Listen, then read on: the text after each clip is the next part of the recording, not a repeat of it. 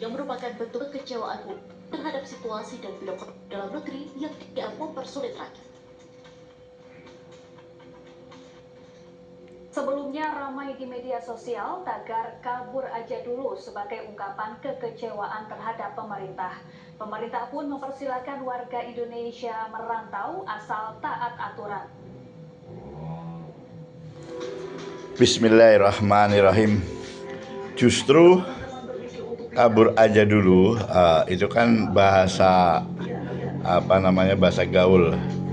Tapi intinya kalau pergi ke luar negeri atau hijrah ke luar negeri atau keliling dunia lah, sebenarnya itu perintah agama juga untuk melihat fakta yang sebenarnya atau untuk hijrah mencari kehidupan yang lebih baik.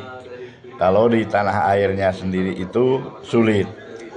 Nah, kalau kita kaji secara ekonomi dan keuangan, pekerja di luar negeri atau berusaha di luar negeri justru akan mendatangkan devisa, dan inilah pejuang devisa. Nah, pejuang devisa pada saat ini ya karena ini adalah zaman pembangunan, zaman milenium, bukan zaman perang lagi, maka pahlawan-pahlawan itulah ya pahlawan-pahlawan devisa. Coba kita pikirkan bersama, apabila seluruh komponen bangsa ini melihat ke seluruh dunia dan bisa memetakan negaranya sendiri, Indonesia itu bisa menjadi negara penguasa dunia. Contoh, Cina atau Amerika itu mempunyai keunggulan-keunggulan untuk menyebar ke seluruh dunia. Amerika uangnya dipakai seluruh dunia, itu menjadi raja dunia. Dan Cina produk-produknya membanjiri seluruh dunia.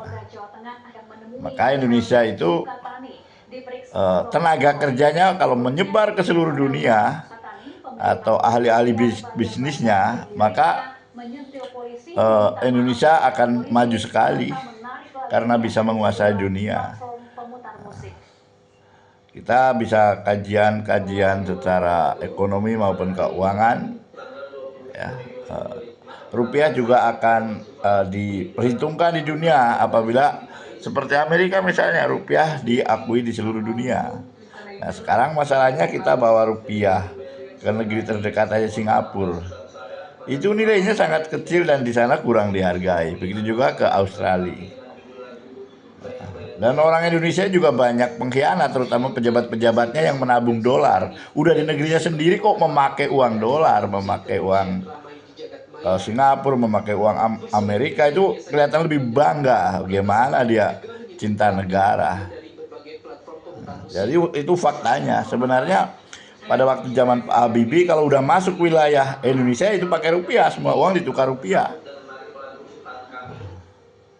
Itu. Dan yang lebih gawat lagi, kita pemerintah yang tidak tahu atau pemimpinnya itu tidak tahu, malah hutang dolar harus dibayar dolar. Nah, sekarang sangat bagus Pak Prabowo itu bisa utang kepada bangsanya sendirilah, atau utang kepada seperti Danantara itu kan, utang rupiah nggak masalah, nanti dividen-nya kepada bangsanya sendiri. Apalagi kalau bisa bebas hutang, wah pemerintah kan kaya sekali sebenarnya. Cara Pak Mardiku juga itu sangat bagus. Kalau kekurangan uang, cetak dulu tapi dikontrol supaya tidak inflasi, supaya uang itu bisa dipakai disebar ke seluruh dunia. Ini hukum dasar uang seperti kripto kenapa bisa lebih jaya daripada kurensi yang lainnya, karena banyak yang memakai, dipasarkan. Rupiah juga harus dipasarkan di seluruh dunia. Rupiah harus dipasarkan di seluruh dunia. Dan di sini supaya Rusia dihargai, Indonesia juga harus bisa dihargai oleh rakyatnya sendiri, terutama sehingga nggak kabur ke luar negeri.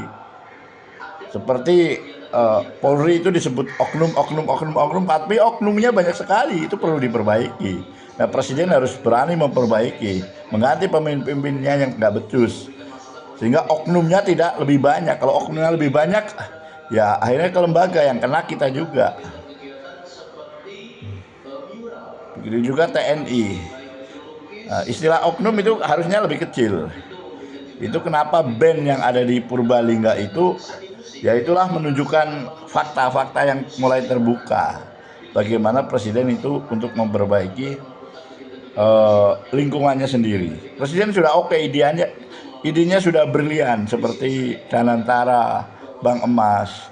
Tapi lingkungan menteri-menterinya kacau. Nggak usah itu, kan wapresnya banyak masalah. Kasus Wafa nggak diselesaikan.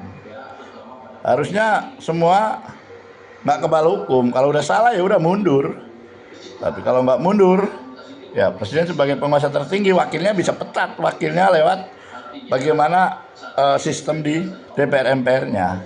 Presiden seorang penguasa nomor 1 mesti bisa komunikasi dengan MPR, DPR, dan DPD. Bagaimana memaksulkan Fufufafa. Itu tidak terlalu sulit. Dan sebenarnya dari awal sudah bermasalah. Karena waktu itu bapaknya masih berkuasa. Jelas itu adalah merupakan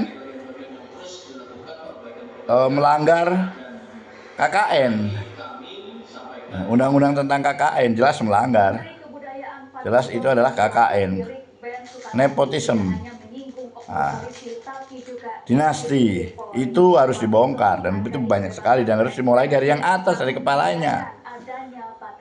Jadi untuk memperbaiki negara, ya saya rasa Pak Prabowo harus tegas. Kalau nggak tegas, ya ide-ide berliannya itu sulit untuk dilaksanakan. Terima kasih.